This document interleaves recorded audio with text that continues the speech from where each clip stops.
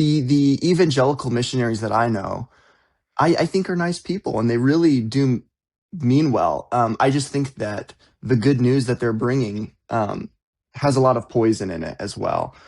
Uh, and I experienced that poison. And one of the things, I'm not a theologian, and I definitely don't want to pretend to be one. But I do feel confident saying that I I as a teacher of the gospel that I knew would tell people that in order to be good, in order to be loved, you have to be good.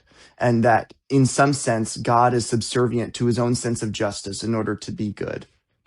And that's a very damaging thing for people to believe, especially who've experienced trauma and abuse, because it is not a medicinal form of salvation. It's not therapeutic. It's very metaphysical. It's harsh, and it manifests that way. It really does.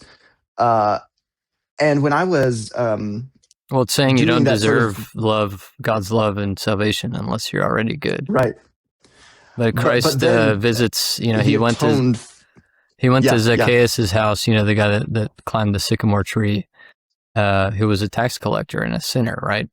He said, Zacchaeus, I'm coming to your house and I'm going to dine with you, and visited him personally before his repentance. And that's something that, I don't know if you know Father yeah, Spiridon Bailey, he's on YouTube, and I do. Yeah, he talks about that. And he's like, that's a microcosm of Christ coming into your heart even before repentance. Like, he's visiting. Mm, Christ dined with sinners. He spent time with harlots and tax collectors and liars and thieves and these kinds of folks, yeah, because he comes to call sinners, not the righteous, but sinners to repentance, right? So, yeah, that's definitely a damaging way to view how it God is. operates, right?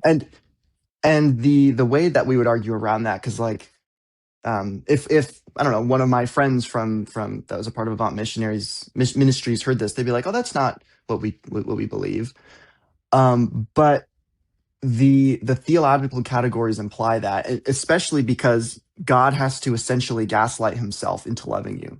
Martin Luther would say that, and I know that sounds scandalous. I don't mean to offend anyone, but No, it's just funny. it is damaging. Yeah, to believe that in order for God the Father to see you accurately, in order to see you as you truly are and still love you, he can't. Therefore, Christ has to act as a blanket of snow across it. I'm paraphrasing Martin Luther. He has to act as a blanket of snow across the fecal matter that you actually are. Wow. In order for you to experience God's love. God can't see you and love you at the same time. That's what it means to believe in penal substitutionary atonement. And I was teaching that to people, and I remember serving at the camp with a bunch of 6-year-olds, and like 7, 8, and 9-year-olds. And I remember thinking, like, this is wrong to tell them that they need this bad news before the good news, as though these kids don't probably have hard enough lives as it is. And so it really brought me into question, like, what is this salvation that we're talking about? I had tangential understandings, interactions with Buddhism at the time, and it started to become clear to me that like these Eastern beliefs, they have a much more I